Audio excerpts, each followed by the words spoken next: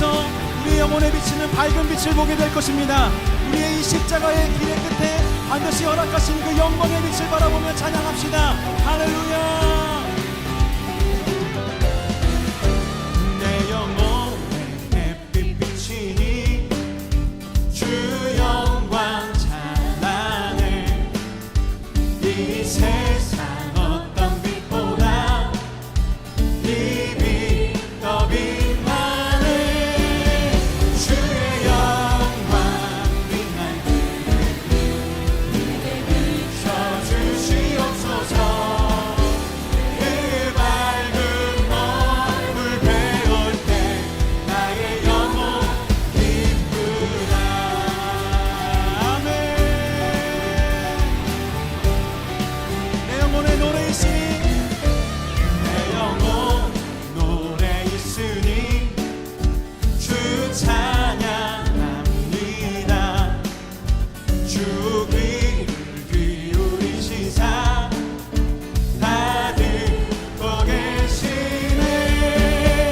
주의 영광 빛난 그에게 비춰주시옵소서. 그 밝은 얼굴 배울 때 나의 영혼 기쁘다. 아멘. 내 영혼의 봄날 되어서 내 영혼 봄날 되어서 주 함께 하실 때 그 평화 내게 깃들고 수내 꽃피네. 주의 영광 빛난 그 빛 비춰주시옵소서. 그 밝은 얼굴 배울 때 나의 영혼 기쁘다. 할렐루야. 우리 마지막으로 우리 4절을 우리 힘차게 고백합시다. 내 영혼에 희락이 있고 큰 소망 넘치네. 주 예수 복을 주시고 또 내려주시네. 주의 영광 빛난 그 빛 주시옵소서. 그 밝은 얼굴 배울 때 나의 영혼 주의 영광 주의 영광 주의 영광 빛난 그 빛 비춰주시옵소서. 그 밝은 얼굴 배울 때 나의 영혼 다시 한번 선포합시다. 주의 영광 주의 영광 빛난 그 비춰주시옵소서. 그 밝은 얼굴 배울 때 나의 우리 마지막 한 번 더 주의 영광 주의 영광 빛난 그 빛 내게 비춰주시옵소서. 그 밝은 얼굴 배울 때 나의 영혼 기쁘다. 나의 영혼 기쁘다.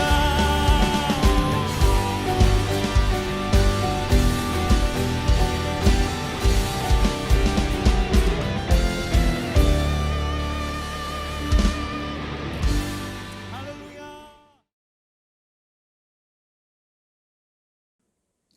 묵상기도 하심으로 2021년 네 번째 주일 예배를 하나님께 드리겠습니다.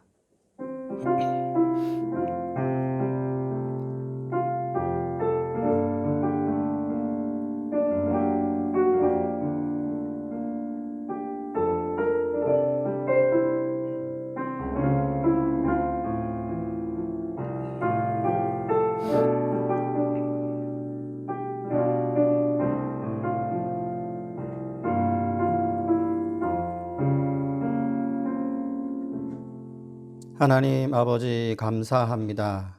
이 시간 우리에게 성령의 충만한 은혜를 베풀어 주시고 온전한 예배의 자리가 되게 해 주시옵소서. 예수님의 이름으로 기도합니다. 아멘. 찬송가 15장 하시겠습니다.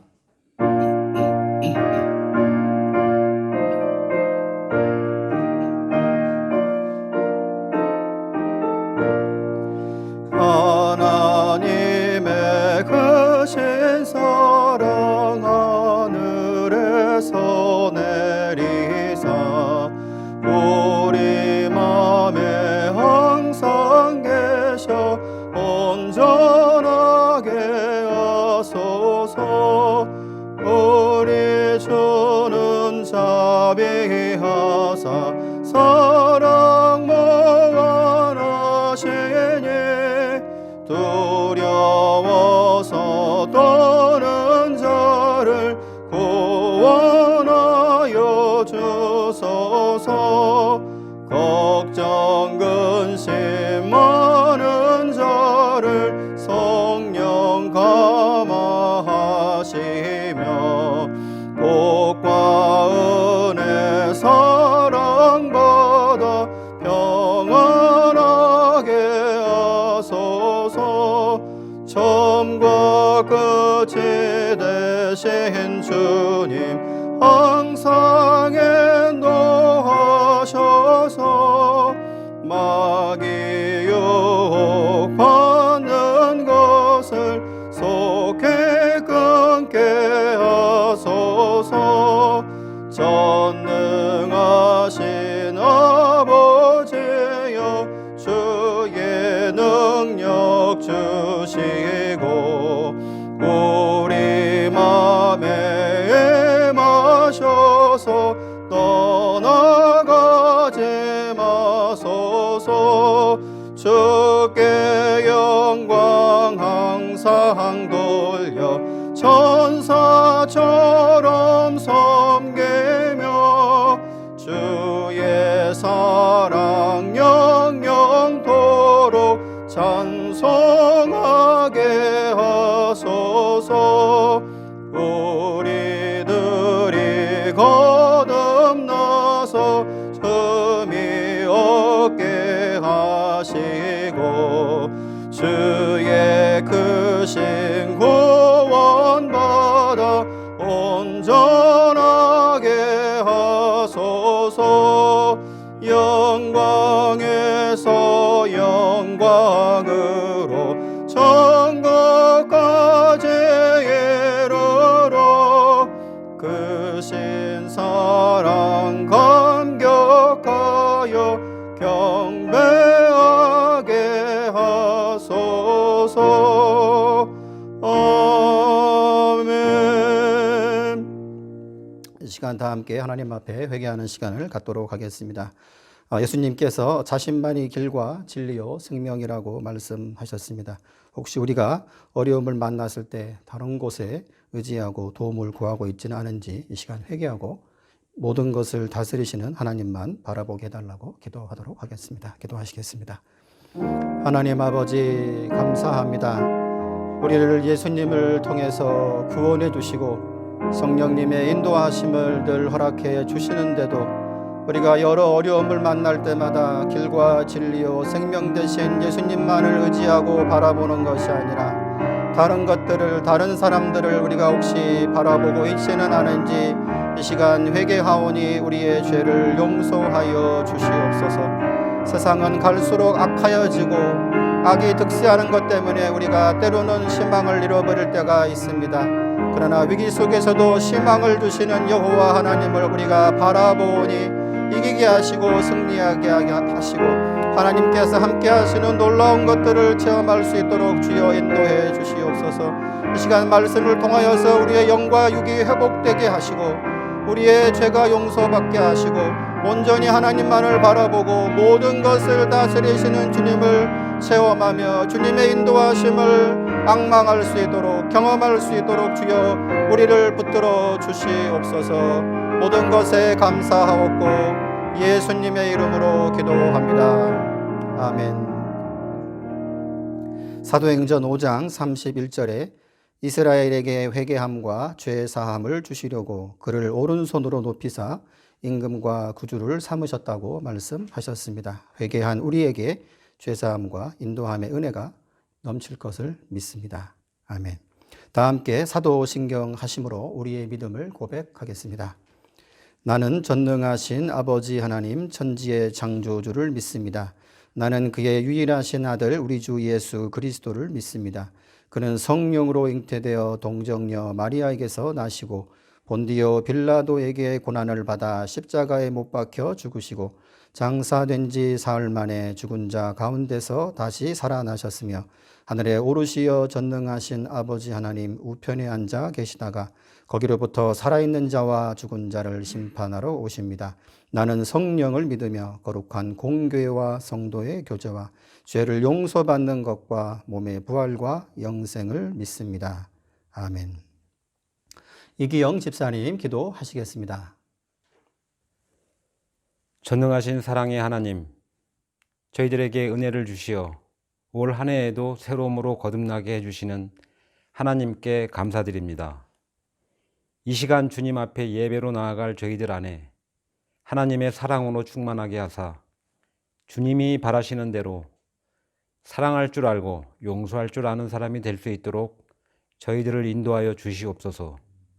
고통과 어려움에 있는 이웃들을 하나님께 친히 위로하여 주시고 저희들이 그들에게 겸손한 마음으로 다가가 조금이라도 힘이 되는 우리 모두가 될 수 있도록 하여 주시옵소서. 코로나 전염병과 지구촌 경제의 어려움으로 우리 모두 힘들었던 한 해를 보냈습니다. 올해에는 사회가 안정되고 경제가 회복되어 우리의 삶이 다시 정상적인 일상으로 돌아갈 수 있도록 하여 주시고 저희들이 세운 결심과 소망이 주님의 계획 안에서 모두 이루어지는 놀라운 역사로 감사와 은혜가 넘치도록 인도하여 주시옵소서.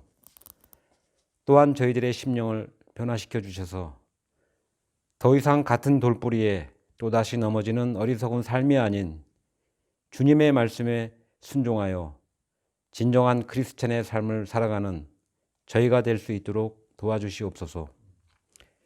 각 기관별로 새롭게 임명받은 저희 교회의 모든 재직들에게 세임과 능력을 주셔서 맡은 바 사명을 잘 감당하게 하시고 자기를 드러내지 않으며 오직 주님의 영광을 나타내고 하나님을 기쁘시게 하며 서로에게 본이 될 수 있도록 인도하여 주시옵소서. 이 시간 말씀을 전하시는 담임 목사님 성령 충만하게 하시어 선포하시는 말씀에 은혜를 더하여 주시고 함께 동역하시는 교육 목사님께도 동일한 은혜를 허락하여 주시옵소서. 이 모든 말씀 세상의 빛 되신 예수 그리스도의 이름으로 기도드렸습니다. 아멘.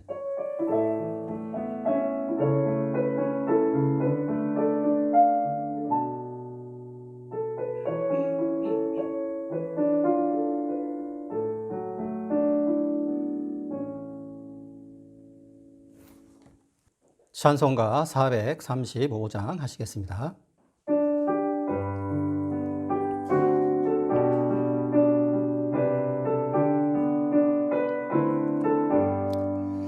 나의 영원하신 기여 생명보다 귀하다.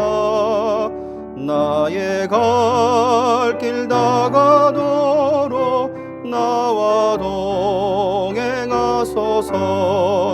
주께로 가까이 주께로 가오니 나의 갈 길 다가도록 나와 동행하소서.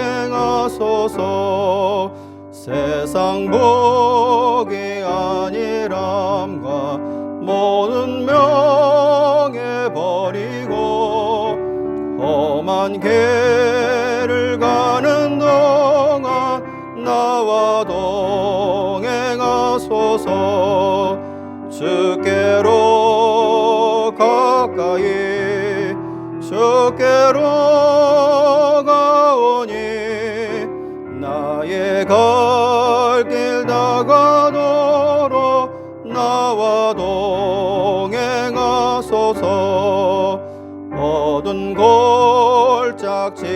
나가며 험한 바다 건너서 전국 모내에 이르도록 나와 동행하소서.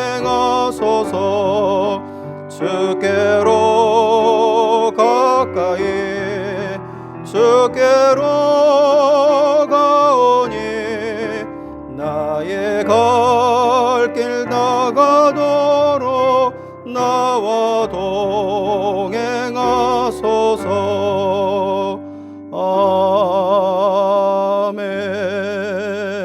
아멘. 오늘 보실 하나님 말씀은 야고보서 4장 13절에서 17절까지 말씀입니다. 야고보서 4장 13절에서 17절까지 말씀입니다. 다 함께 봉독하시겠습니다. 들으라, 너희 중에 말하기를 오늘이나 내일이나 우리가 어떤 도시에 가서 거기서 1년을 머물며 장사하여 이익을 보리라 하는 자들아, 내일 일을 너희가 알지 못하는도다. 너희 생명이 무엇이냐? 너희는 잠깐 보이다가 없어지는 안개니라. 너희가 도리어 말하기를 주의 뜻이면 우리가 살기도 하고 이것이나 저것을 하리라 할 것 이거늘. 이제도 너희가 허탄한 자랑을 하니 그러한 자랑은 다 악한 것이라. 그러므로 사람이 선을 행할 줄 알고도 행하지 아니하면 죄니라. 아멘.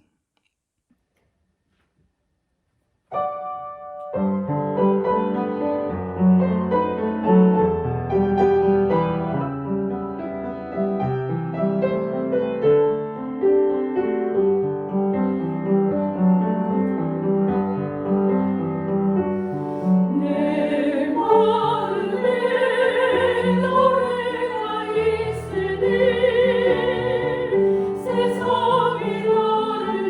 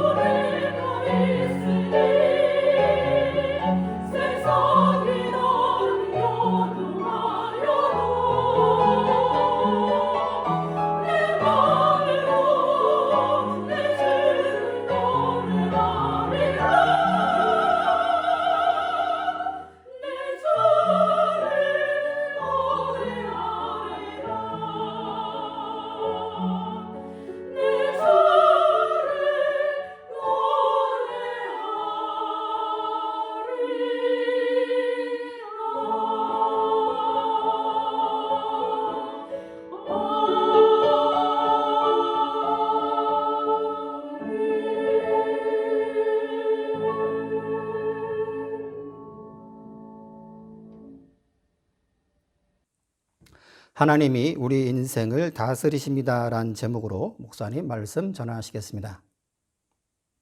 지금부터 꼭 20년 전에 미국 뉴욕의 세계 무역센터 쌍둥이 빌딩이 이슬람 테러에 의해서 폭격을 당해서 무너졌던 그 사건을 우리가 지금도 생생하게 기억을 합니다. 여러분들이 화면을 보시는 이 장면은 정말 지금도 여러분들이 아마 생생하게 기억이 날 것으로 생각이 됩니다. 이 사건이 2001년 9월 11일에 일어났었는데 며칠 후에 동아일보에 이런 기사가 떴습니다. 그 기사의 제목이 테러 대참사 2달 전 무역센터 99년간 임대라고 하는 이런 제목의 기사가 실렸습니다. 그 내용을 보니까 뉴욕 맨해튼 부동산 투자자 레리 실버스타인과 호주의 부동산 업체 웨스트필드가 세계 무역센터 건물을 32억 달러, 우리 돈 3,200억 원을 주고 99년간 임대 계약을 했다 하는 것입니다.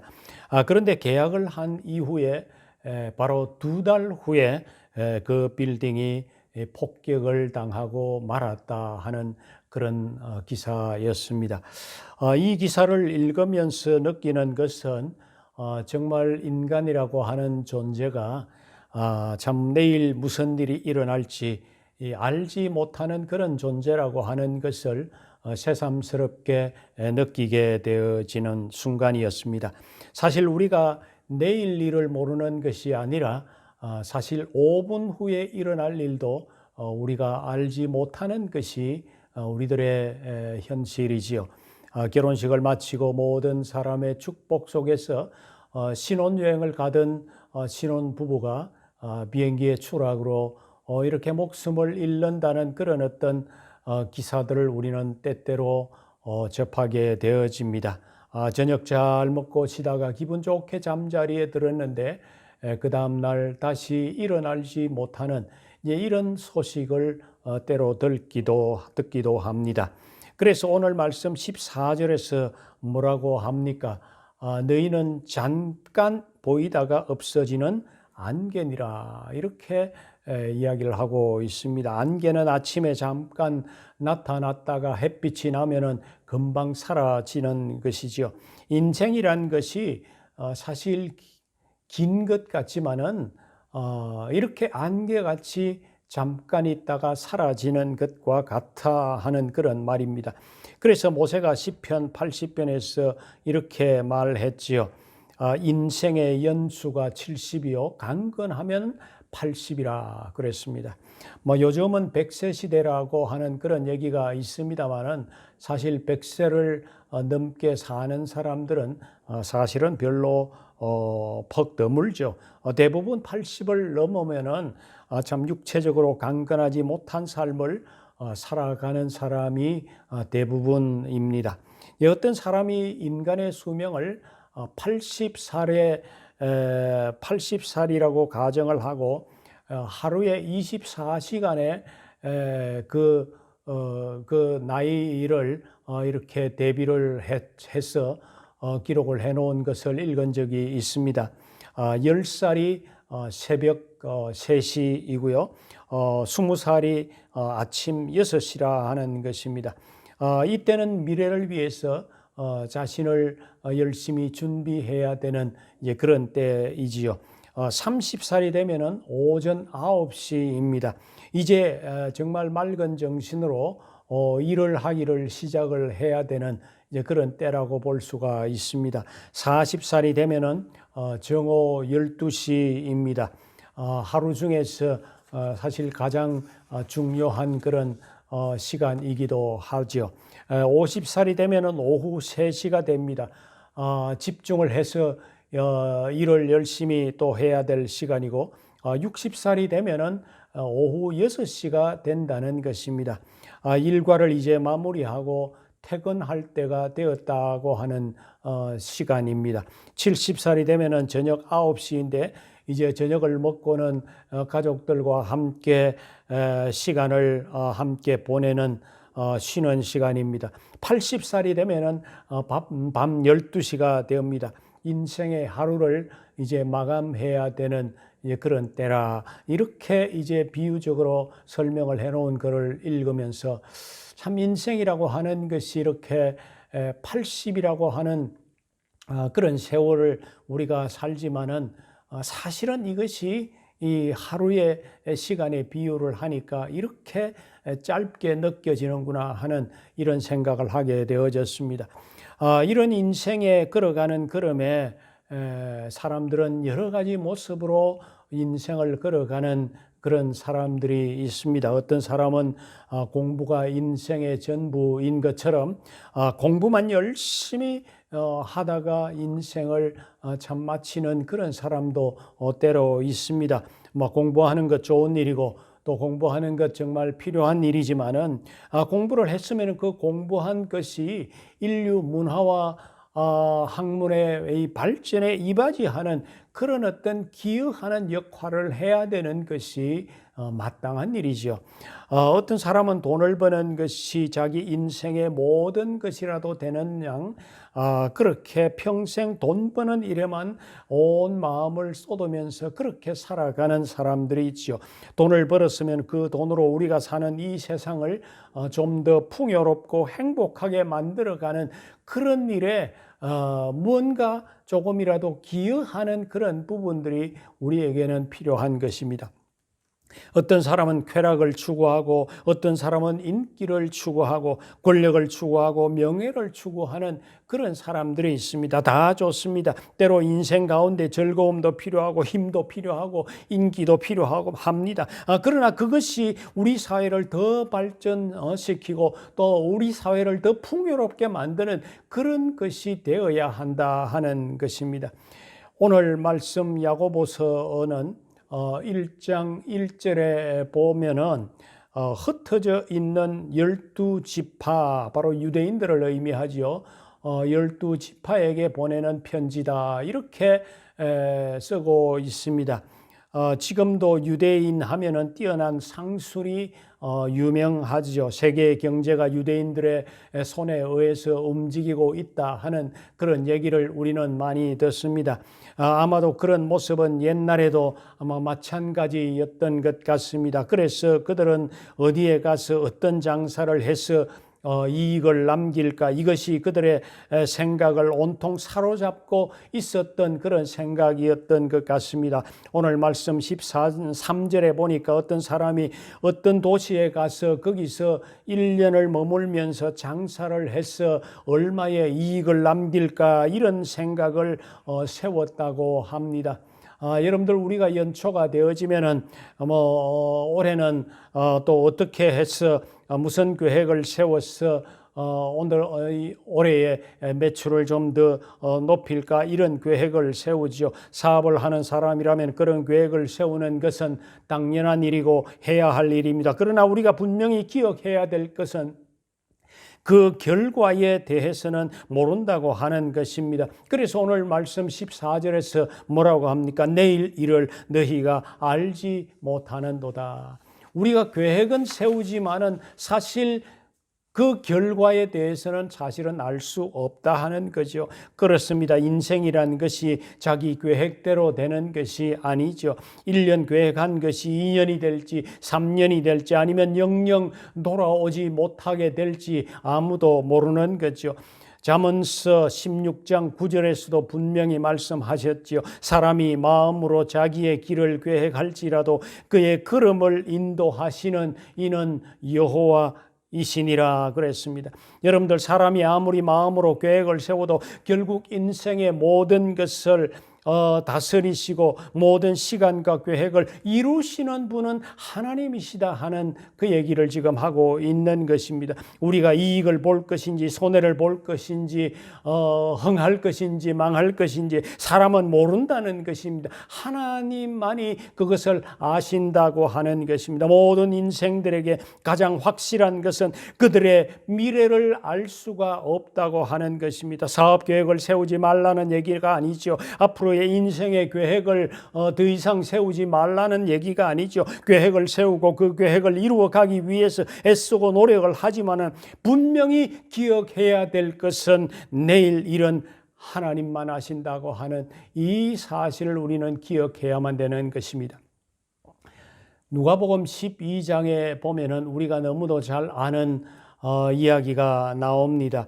큰 부자의 이야기입니다. 농사가 잘 되었습니다. 풍년이 들었습니다. 소출이 너무 많아서 곡간이 부족했습니다. 그래서 곡간을 더 크게 짓고 이제 오랫동안 먹고 마시고 즐기고 평안히 먹고 마시자 그랬습니다. 그랬더니 그날 밤에 하나님이 뭐라고 말씀하셨습니까? 이 어리석은 자야, 내가 오늘 밤 네 생명을 취하면은 네 소유가 다 네 것이 되겠느냐라고 하셨죠. 하나님의 그 경고의 메시지라고 하는 것입니다. 여러분들, 이 이야기는 비록 예수님이 비유로 이야기를 한 것이지만 오늘날 우리들의 현실 속에서도 이런 일들이 너무도 자주 일어나고 있는 것을 우리가 보지 않습니까?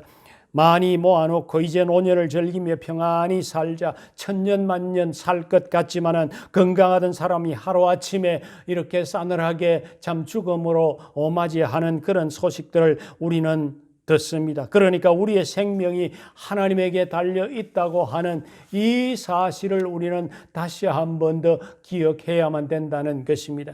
여러분들, 한 걸음 더 나아가서 우리가 분명히 명심해야 할 것은 히브리서 9장 27절의 말씀처럼 한 번 죽는 것은 사람에게 정해진 것이요 그 후에는 심판이 있으리라고 했던 이 말씀입니다. 성경은 끊임없이 우리의 죽음 이후에 새로운 삶이 있을 것이라고 그렇게 말씀하십니다. 그 삶은 이 땅 위에서의 삶처럼 잠깐 동안 있다가 떠나는 것이 아니라 영원토록 계속되어지는 그런 삶이라고 합니다. 세상의 사람들은 이 사실을 잘 믿으려고 하지 않지요. 죽으면 그것으로 끝이라고 생각하는 사람들이 많습니다. 그러나 성경은 그렇게 말하지 않습니다. 죽으면 심판이 있고 심판에 따라서 천국과 지옥의 삶으로 나누어지는 것이라고 합니다. 그 천국과 지옥의 삶이라고 하는 것은 영원토록 지속되어지는 것이라고 합니다. 이 사실을 우리가 다시 한 번 더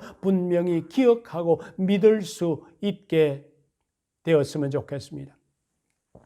이 사실을 우리가 믿는다면 그러면 오늘날 우리가 어떻게 살아야 할까요? 15절 말씀을 한번 보시기를 바랍니다. 너희가 도리어 말하기를 주의 뜻이면 우리가 살기도 하고 이것이나 저것을 하리라 할 것이오늘. 그렇습니다. 우리의 죽고 사는 것은 하나님의 손에 달려 있다 하는 것입니다. 우리가 땅 위에서 일하는 것을 이루는 것도 하나님의 손에 달려 있죠. 우리의 자녀들의 미래도 하나님의 손에 달려 있습니다. 우리의 인생의 모든 것이 하나님의 손에 달려 있다고 하는 이 사실을 우리가 분명히 믿으시기를 바랍니다. 시편 31편 15절을 기록한 시인 이 다윗은 이렇게 고백했습니다. 나의 앞날이 주의 손에 있사오니 내 원수들과 나를 핍박하는 자들의 손에서 나를 건져 주소서. 나의 앞날이 주의 손에 있사오니라고 했습니다. 여러분들, 우리의 모든 삶이 전적으로 하나님의 손에 달려 있음을 확신하게 되면 우리에게 어떤 마음이 들겠습니까? 위로가 되지요. 은혜가 되지요. 이 미래가 불확실한 시대에 두려워하지 않고 살아갈 수가 있죠. 왜 그렇습니까? 우리 하나님은 당신의 백성들을 절대로 망하게 내버려 두지 않으신다고 하는 그런 확신이 우리들 가운데 있기 때문입니다. 당신의 백성들의 삶 가운데 어떤 일이 일어나도 합력해서 선을 이루는 그런 하나님이라고 하는 분명한 믿음이 우리에게 있기 때문입니다. 비록 우리가 어려움을 당하고 때로 순교의 자리에까지 들어갈지라도 하나님은 반드시 그런 일들을 통해서라도 그 후손에게라도 하나님께서 반드시 갚으시는 분이라고 하는 그 사실을 우리가 기억할 때에 우리는 위로가 되고 힘이 되는 것입니다. 여러분들, 우리가 사도 바울이 쓴 편지를 읽으면은 그는 늘 하는 말이 주께서 허락하시면 주의 뜻이라면 하는 이런 얘기들을 참 많이 하는 것을 우리가 읽어볼 수가 있습니다. 고린도전서 4장 19절에 가면은 주께서 허락하시면 내가 너희에게 속히 나아가서 그랬습니다. 고린도전서 16장 7절에서도 주께서 허락하시면 얼마 동안 너희와 함께 머물기를 바람이라 했습니다. 사도행전 18장 21절에서도 만일 하나님의 뜻이면 너희에게 돌아오리라 라고 했습니다. 이 사도 바울의 가슴 속에, 이 머릿속에는 온통 자기 혼자 뭔가를 해낼 수 있다는 생각이 없습니다. 사실 바울은 능력 있는 사람입니다. 굉장히 학문적이고 논리와 이론이 분명한 그런 사람이었습니다. 혼자 얼마든지 무언가를 이루어낼 수 있는 그런 사람이었습니다. 그러나 그는 늘 고백하기를 하나님이 허락하시면, 하나님의 뜻이라면은 그렇게 지금 고백하고 있는 것입니다. 그 바울이 그렇게 고백한다는 의미는 어떤 의미입니까? 하나님이 허락하지 않는다면은 내가 생각하고 있는 것이, 내가 계획하고 있는 것이 다 헛것이라고 하는 그런 의미 아니겠습니까? 저는 우리의 성도들의 마음과 생각 속에 늘 이런 마음과 생각이 가득하기를 바랍니다.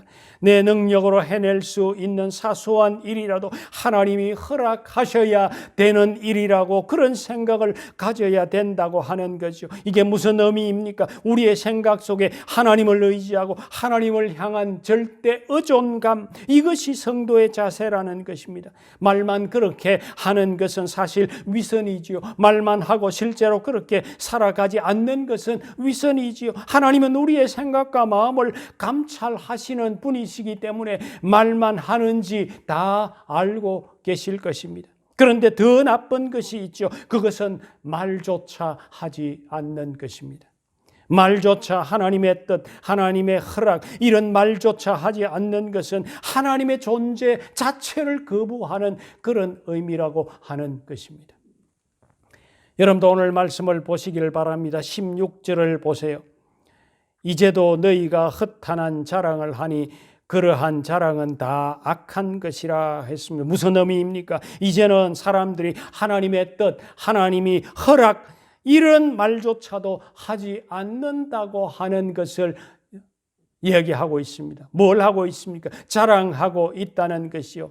인생이 자신에게 달려 있는 것처럼 이런 것 내가 했고 저런 것 내가 했다. 내 아들이 머리가 좋아서 좋은 학교 들어가고 좋은 직장 들어갔다. 이런저런 자랑을 늘어놓는 것 다 허탄한 일이고 자랑하는 악한 것이라고 그렇게 하고 있습니다. 사람이 사람의 한계를 넘어서서 내 일을 논한다고 하는 것은 사실 하나님의 권한을 침해하는 것이라는 거죠. 살기도 하고 죽게도 하시고 성취하게도 하시고 어렵게도 하시는 것, 우리의 모든 생사화복이 하나님의 손에 달려 있다고 하는 것을 철저히 고백하는, 이것이 우리의 성도들의 자세라고 하는 것입니다.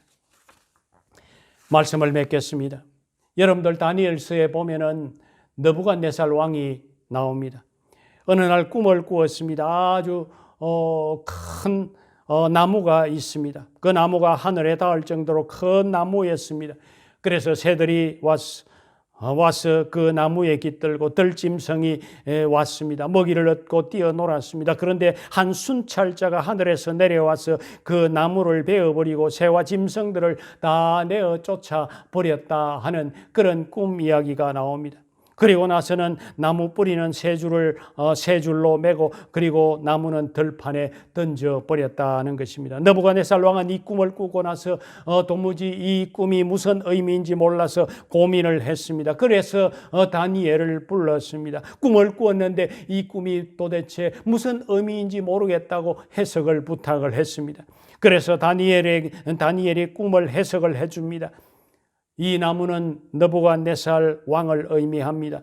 하나님이 왕을 그렇게 높은 나무처럼 높이 세우고 견고하게 그렇게 나라를 세워주셨습니다. 그런데 왕이 교만해서 하나님이 베어버리고 말았습니다. 그래서 이제 왕은 들짐승처럼 풀을 먹고 살 것입니다. 이렇게 해석을 해 주었습니다.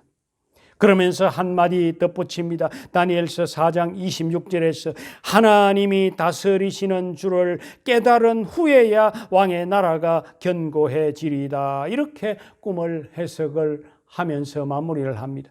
이 이야기는 이 세상을 누가 다스리는 줄을 느부갓네살 왕이 깨달아야 다시 하나님이 그를 세워서 나라를 견고하게 세워줄 것이라고 그렇게 하는 거죠.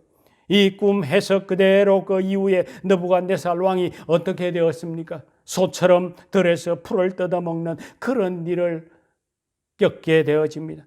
그러나 그 이후에 자신의 잘못을 깨닫고 나서 하나님이 다시 그에게 총명이 돌아오게 하시고 그리고 나라를 더욱 든든하게 세워 가셨던 것입니다.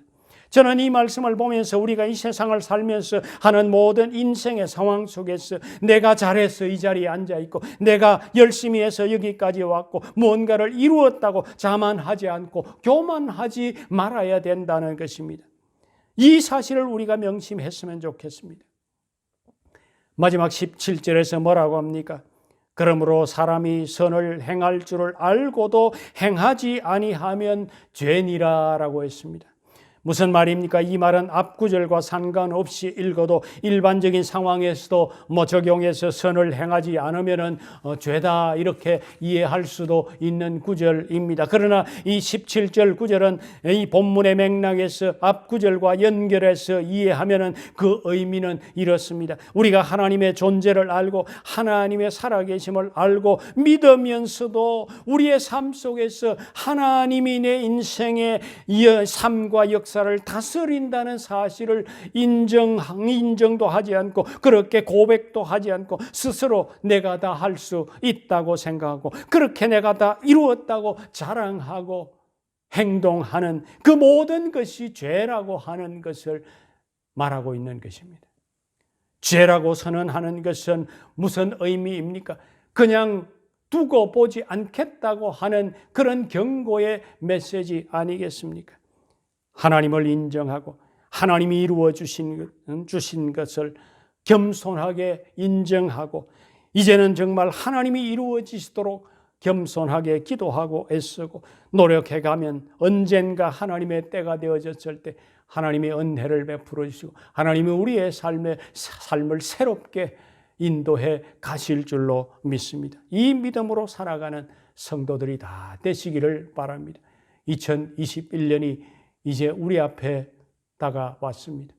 이 올해도 정말 하나님에게 우리의 인생의 모든 것을 내어 맡기고 하나님이 내 인생을 인도하신다고 하는 이 믿음으로 살아가는 그런 삶이 저와 여러분들의 삶 가운데 있게 되기를 주의 이름으로 축원합니다.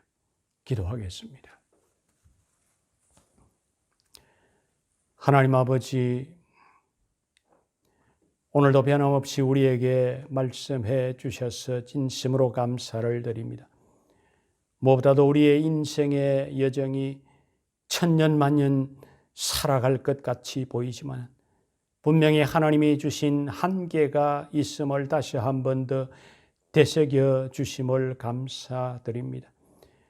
우리가 올해는 이것도 하고 저것도 하겠다고 생각도 하고 계획도 세우지만 결국 그 걸음을 인도하시는 이는 여호와 하나님이라고 하는 말씀을 기억하고 하나님이 내 인생의 주인이라는 사실을 우리가 늘 붙들고 살아갈 수 있게 해 주시옵소서. 하나님이 내 인생의 주인 되시고 하나님이 내 인생을 인도해 가신다는 생각을 놓치지 않고 반드시 합력해서 선을 이루어 가실 분이라는 것을 믿고 나아갈 수 있는 우리들 되게 해 주시옵소서. 교만하지 않게 하시고 하나님의 도우심을 늘 간구하면서 내게 주어진 일을 해나갈 때 하나님이 분명히 세워주실 것을 믿습니다. 우리의 자녀들의 앞날을 하나님께 맡겨드립니다. 하나님이여 그들의 인생에 복을 더해 주시옵소서. 그들의 인생의 여정에 동행하시고 한평생 믿음으로 살아가는 우리의 자녀들 다 되게 해 주시옵소서. 하나님이 그들을 이 세상의 높은 곳을 타고 다니게 하시는 그런 축복을 허락해 주시옵소서. 오늘도 우리의 성도들 정말 전염병이 창궐하는 이 상황 가운데서도 우리들에게 건강을 더해 주시옵소서. 오늘도 하나님 앞에 드리는 예물을 하나님 받아 주시옵소서. 영광 받으시고 우리의 삶 가운데 또 날마다 필요한 것 공급해 주시는 그 하나님의 은혜가 우리 삶 가운데 있게 해 주시옵소서. 영광을 주께 돌리며 예수님 이름으로 기도합니다. 아멘.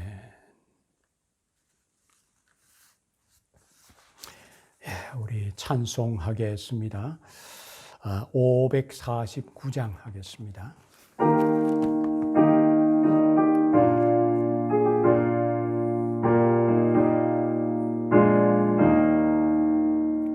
내 주여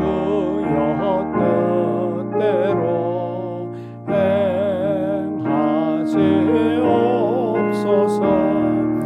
온 몸과 영혼을 다 주께 드리니 이 세상 고락간 주 인도하시고 날 주관하셔서 뜻대로 하소서. 내 주여 뜻대로 행하시옵소서. 근심 중에도 낙심케 마소서. 주님도 때로는 울기도 하셨네. 날 주관하셔서 뜻대로 하소서. 내 주여 뜻대로 행하시옵소서. 내 모든 일들을 다 주께 맡기고 저 천성 향하여 고요히 가리니 살든지 죽든지 뜻대로 하옵소서.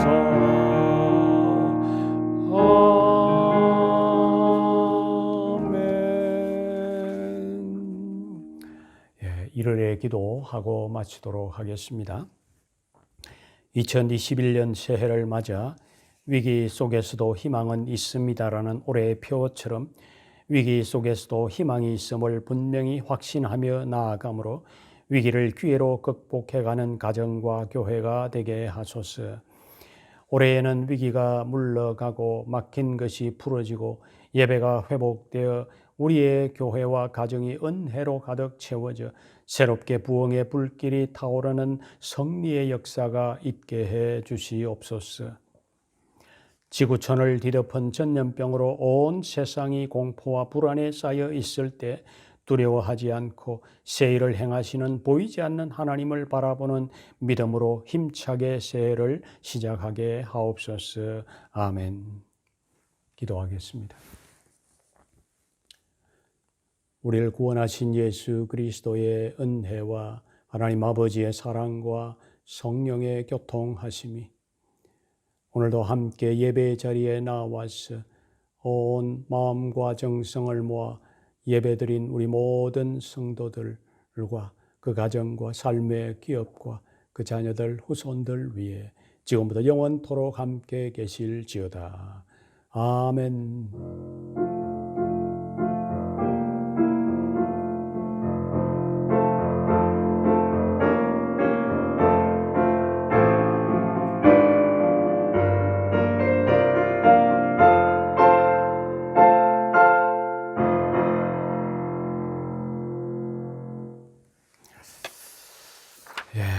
광고 말씀드리도록 하겠습니다.